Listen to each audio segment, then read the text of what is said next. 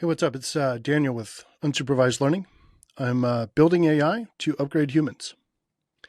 And today I want to talk about a cool idea, basically trying to figure out how to predict how much AI infrastructure we actually need and how far along we are along that path. And I want to say something about predictions real quick, which I've talked about before in other videos, but I don't think it's possible to predict tech, really. The way that tech happens, who wins, who loses, like the timelines, like this stuff is like impossible to predict, basically. So I wouldn't want you to think that I would try to do that because I think that's foolish. What I believe we can predict related to tech are the human things that are related to human desires. So the question is not whether we can predict tech itself, but can we predict what we want from tech? And I think that is a powerful way to kind of see what might be happening and what could unfold in the next 1 to 3 years or whatever. So I want to specifically look at like, how far along are we to building the infrastructure that we need for AI, right? So I own a bunch of NVIDIA. I think I've got some TSMC, like I've got stock related to AI. I'm all in on AI, have been since late 2022. I went independent to work in this field after being in security for like 25 years. So I'm very, I guess, religious about the whole thing. So I want you to understand that, which you probably already know if you've seen any of my videos. But I don't think that affects this particular thing that we're talking about. I'm sure it does in some sense because that's the way bias works. But I think this argument I'm about to make stands independent of that.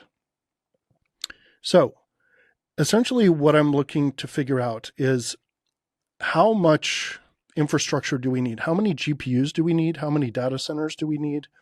How many AI companies and startups do we need? And some of that depends on the actual technical implementations, which we can't predict.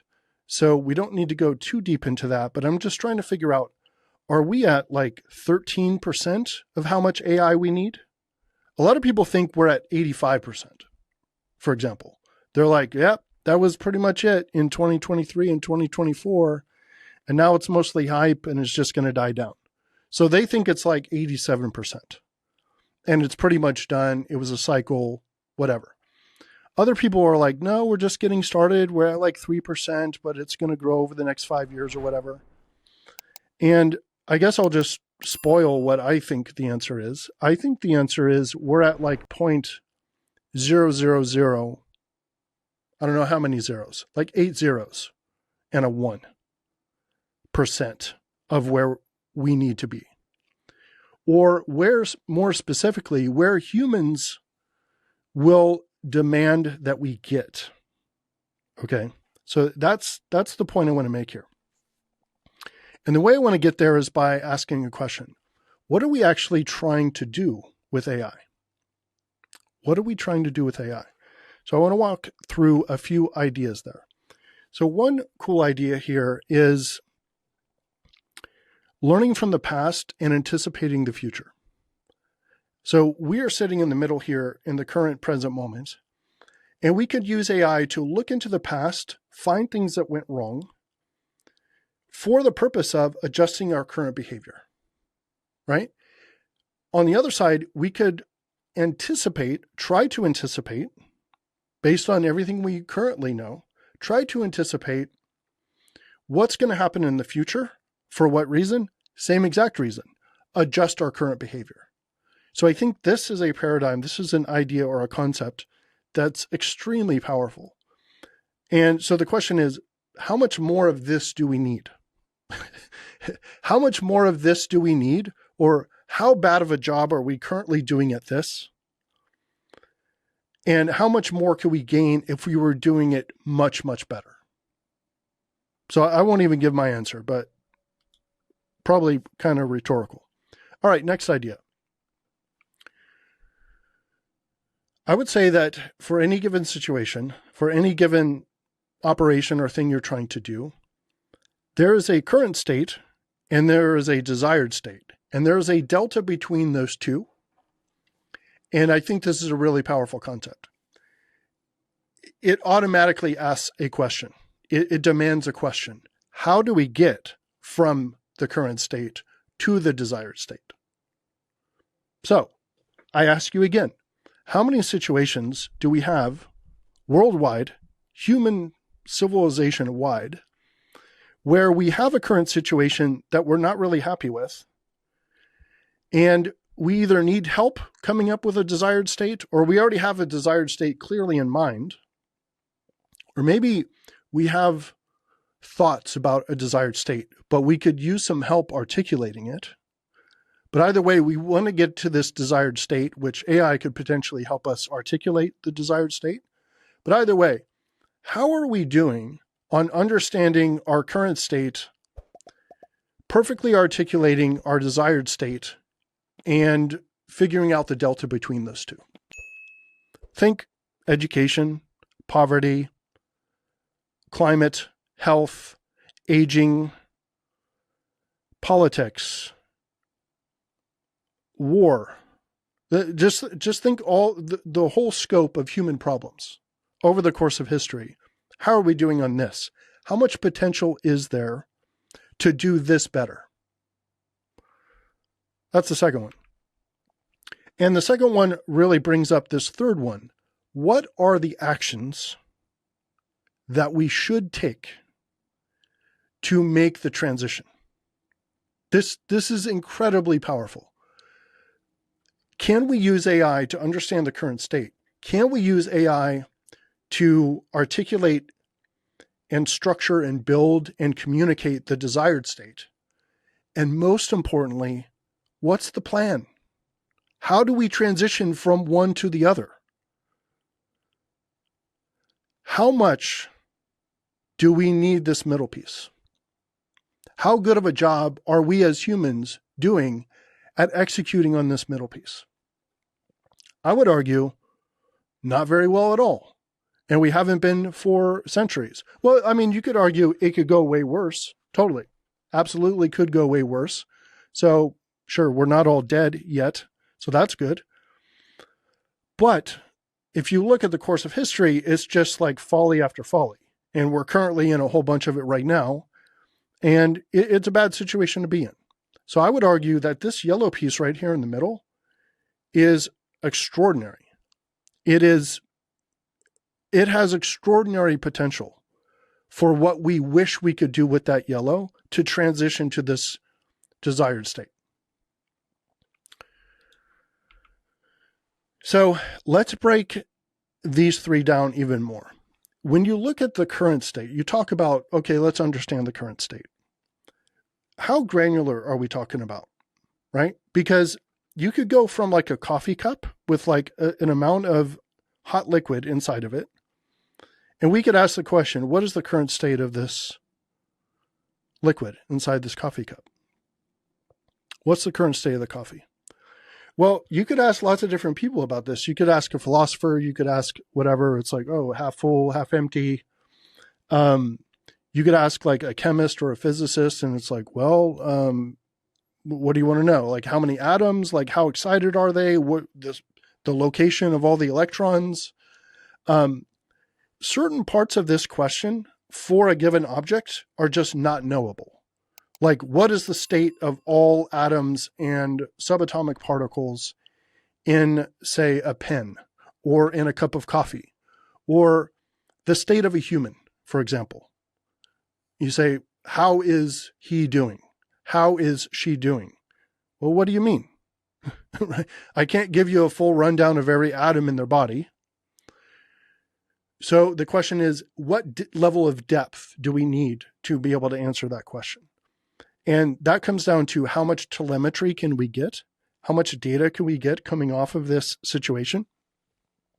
So I've got an Oura ring on. I've got an Apple Watch on. This is telemetry coming off of me so that you can ask an AI very soon, or actually now, in my opinion. Apple is building Life OS, essentially, in case you guys didn't know that. So you will be able to ask yourself, how am I doing? And it will know, okay, you're talking about health, you're talking about financially, you're talking about education. What are you talking about? But you have to have that telemetry coming in, right? And you have to know what the limits are, right? For a given object type, you have to know certain questions and certain types of metrics that are just attainable, okay? Can we get someone's current heart rate? No, not 15 years ago, not automatically, not every moment of the day. We couldn't do that before. We can now. So that's a technology change that enabled that level of metric to happen. Well, Apple is currently gathering things like mood as well. How are you feeling today? And it's associating those things with other things, like how much you've exercised and stuff like that, right? So you kind of see where this is all going with Life OS. Now that's for a person, okay? Now let's talk about a family. What's the state of the family? Well, what does that mean? Do we need all of those metrics for each individual person? Sure. But you also want to know the dynamics between the people. You also want to know how the family as a whole is doing. What's the quality of life? What does the upward trajectory look like, right? This is the state of a family. Now let's talk about business.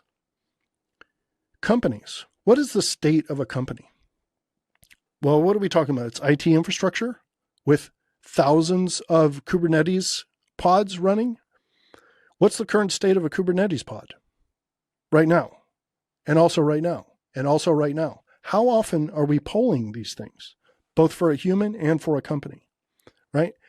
And a lot of these questions are going to come down to, sure, we could poll the current state of every single Kubernetes pod at, say, I don't know, Google, right? Every single second. But that might cost billions of dollars because it's just expensive. And where would you store the stuff and all these different questions? So you've got like, how granular, what is the update frequency, and how expensive is that to gather based on the current tech, right? And this is tremendously interesting and tremendously powerful, especially for something like a human.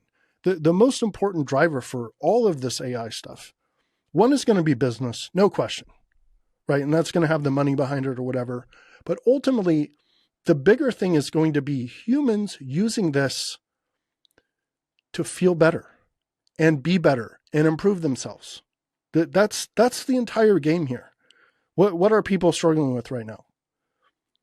Job happiness, can't get a job, loneliness, a lack of meaning in their lives. Okay. How do you solve the current state, desired state situation for somebody who's lonely? And I got another example of that coming up, but think about that. Think about what it takes to sort of solve these problems, go from current state, desired state for a human, for a company, and what level of context do you need to be able to answer those sorts of questions? Now, I would argue, just like the previous ones, we are nowhere near gathering enough context on the current state of anything. Okay? A park bench, a tree at the park, the state of a human that you care about. We don't have nearly enough telemetry on that. We want to change a business. We have no idea what's going on in business. Most people who work there and actually run the business, they have no idea what's going on in the business. They don't know the level of mood and happiness and the state, how much waste is happening at any given time. Bottom line here is things like context size, things like RAG, technologies like these are absolutely in their infancy because they have to be. Because of the size of the scope of the problem that they actually are being signed up to solve. Okay? Altman talked about this a while back. He was like, look, at some point, context is basically going to be infinite. And obviously nothing's infinite. So that doesn't really mean infinite. It means functionally infinite. So there's going to be this competition between context size going into models versus RAG going into models versus whatever whatever comes out later and makes maybe those not as important. But either way, what you have to do is you have to get this current state for a thing that matters to humans. Forget tech, this is about a thing that matters to humans into the brain of the AI so that all its understanding of the world can be applied to this larger situation. Now, think about this as a human. Imagine somebody who's 40 years old and has had this amazing life and, they hardships and people died and they fought in wars and they traveled to Costa Rica and they did ayahuasca and they learned all these things. They know thousands of people and they've had this wonderful life. And they're trying to craft even a better life. And you want to ask an AI, tell me what I can work on. Tell me about myself. What do you suggest for me? I'm looking at doing this career or this career. I'm looking at moving here. I'm looking at marrying this girl or not marrying this girl. What should I do? What does the AI need to know about that person to make that decision or to offer advice in making that decision? Ideally, it has everything. It's got the genome. It's got all your medical records growing up. Ideally, it has journal entries. Ideally, it's been recording you at a deep level of state gathering for your entire life. So imagine this is 200 years from now, and this person is 40 years old, but every moment of their life has been captured. And the very moment that you ask a question, what should I do? Which career? Which country do I move to? Which guy do I marry? The entirety of their life up to that moment would be the context for answering that question. This is the key point for this entire thing. Think of the AI infrastructure that is required to have the entire context of the moment right up to the point when the question is asked to be jammed into that AI's mind. But don't just imagine it for this 40-year-old guy in Costa Rica. Imagine it for a giant business with 10,000 employees who's been in business for 120 years. How much context at a deep level can we grab from that entire 120 years and put into what should I do now? That is big. That is massive. And here's the crazy part. It could be summarized to a 10-page text document. It could be summarized to a 10-page text document. And guess what? It would be good. You could summarize it to a 200-page report. It would be really good. It could also be terabytes of data, petabytes of data. How quickly can you get petabytes of data into an AI's brain to snap and answer the question in a really, really powerful way for a business, for a country, for a city, for a human, for a family? Think of the infrastructure that is required to do that. And think about the fact that this is what humans want. This is what humans will demand. This is why I'm saying forget the tech. Forget the tech does not matter.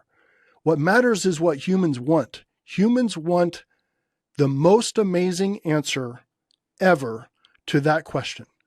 Do I do this merger with this company? Do I hire this person as my CFO? And the amount of data that is needed to get a better and better and better answer to that question just keeps going up, along with the capabilities of the tech, right?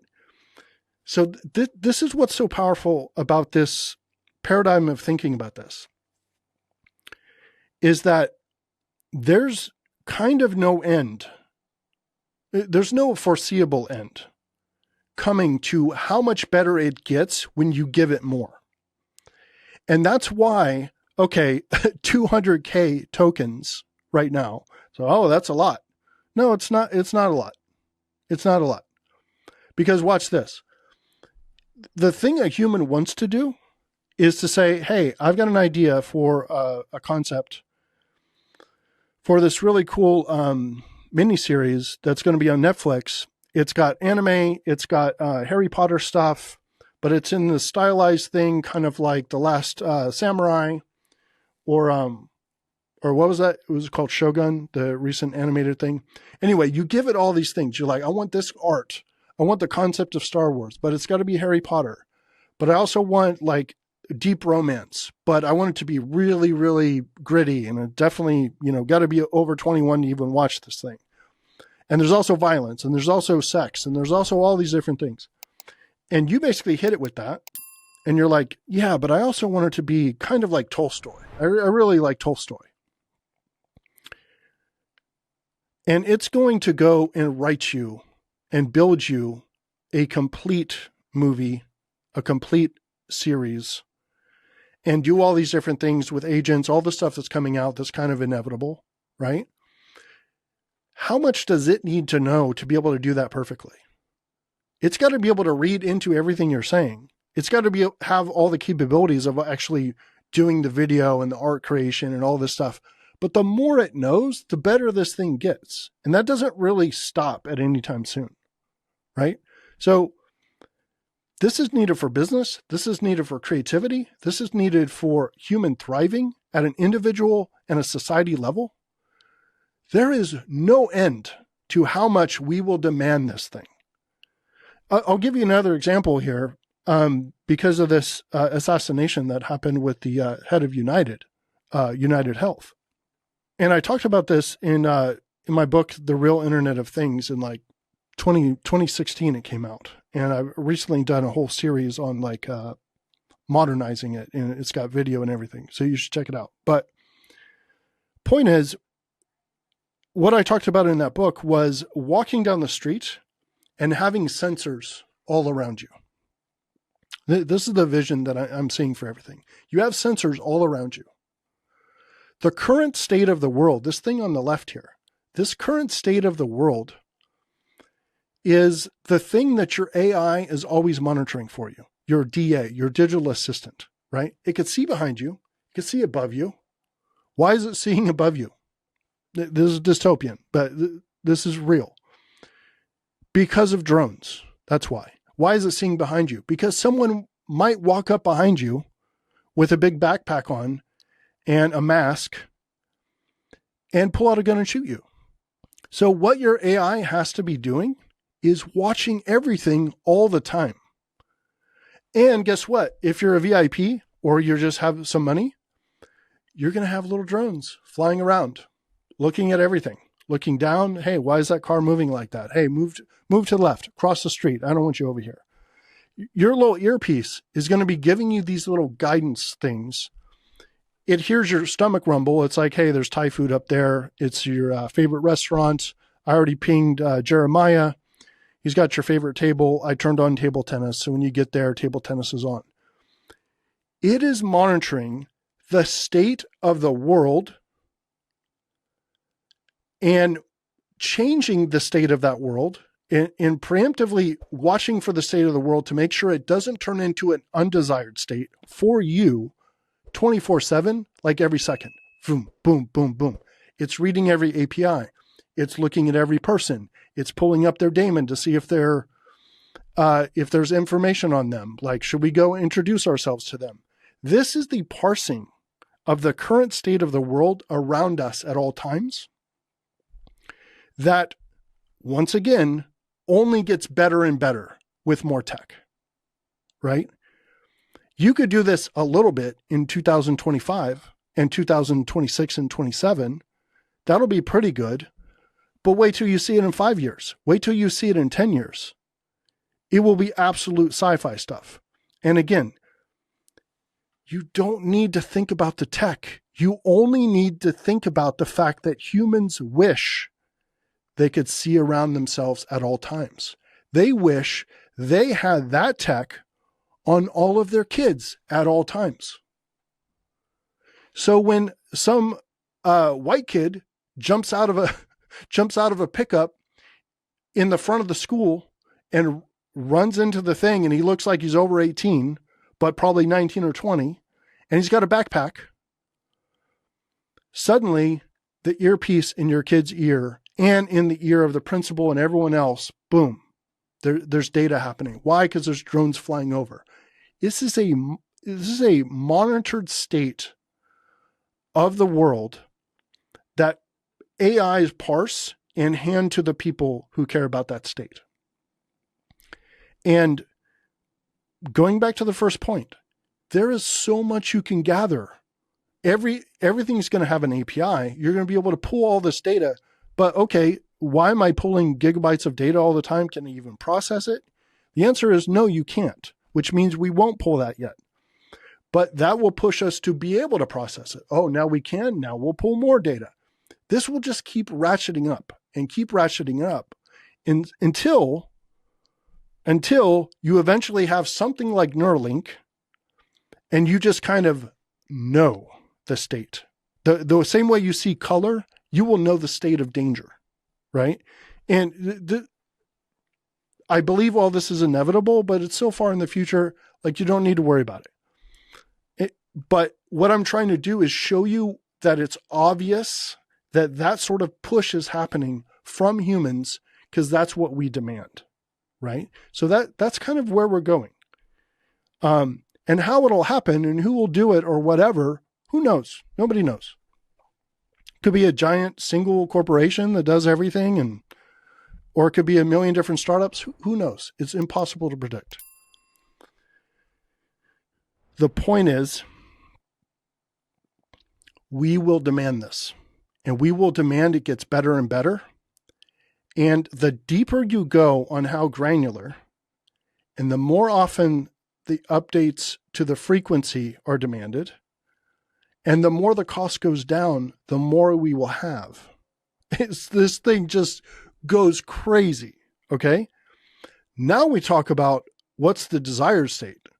Now we talk about how do we get from here to there? What's the planning, right? How do we make I'm reading Good to Great right now. How do we make this business from good to great? What are the changes we make, right? That's also an AI piece. All of these combined are going to push this thing from us barely starting this year, last year, year before, to it's not a hockey stick. It is straight up into the sky in how much context we need, in how much memory we need, in how much processing we need, right? Now, it could be that new processors come out so we could do 100,000 times as much processing with 100,000 times less effort and resources and stuff like that. Doesn't matter. We'll just ask for 100,000 times more. We'll be like, oh, cool. So you can pull 40,000 metrics on me as a human every second. Cool. Can you get the state of every molecule in my body? And they'll be like, no, that's impossible. Cool. Someone will go work on it. And suddenly the current hardware is not good enough. And we could make better predictions if we knew the state of every molecule in the body. And guess what? It just keeps going. It just keeps going. That's the point of this. So these are the three basic pieces: current state, desired state, and the actions, processes, and SOPs. SOP is a standard operating procedure. I think this is a really, really powerful concept. I think these three combined are going to be like a framework for making improvements to things. I did a piece in early 2023, like March of 2023, called SPQA, State, Policy, Questions, and Actions.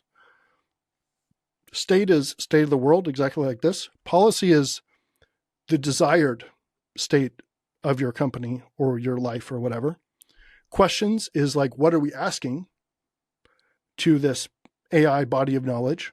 And then action is, what do we do as a result of learning the answer? right? So I think that's a really powerful structure for thinking about how to improve anything. And it's all based on the stuff we've been talking about. So some examples of this. A lonely human wants to be a happy human. So the recommendation is going to be to connect. And all these are going to be extremely granular with lots of different recommendations going all the way down, right? And of course, this will all be managed by a DA, AI of some sort. You got a dying business. You wish you had a thriving business that was actually making money. What are you going to do? You're going to increase revenue by doing the following things. This flow here of understand the current thing, understand where you want to be, and have AI figure out the stuff in the middle. At first, it's going to be recommending things to us, right? As it is now. But very soon and already starting, it's going to just be like, do you want me to do that for you? And the businesses are going to be like, yes, absolutely. That means I don't have to hire anyone. In fact, that means I can get rid of a lot of people because you could just do that for me. So what are the predictions that we can make based on this? I think of the three, the state piece is the most important. Just because you can't really do anything unless you understand what's currently happening, right? It's hard to talk about improvement if you don't know what's wrong. So state of a human, state of a company, state of a family, cup of coffee. We've talked about this. Infinitely complex, changing constantly. And that's why this stuff is going to scale so crazily, in my opinion. And who knows if NVIDIA is going to win. I think they'll probably win for at least a couple of years, but I have no idea. They could crash tomorrow, or they could, whatever, go to the stratosphere in 6 months. No idea. So this brings us to the question, how much context size do we need?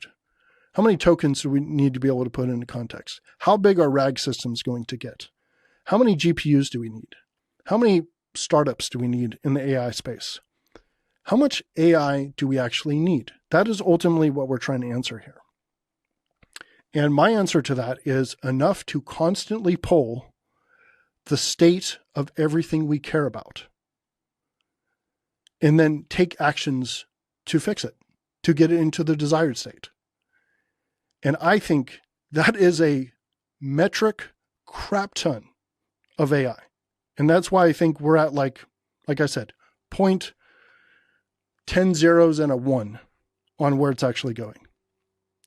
See you in the next one.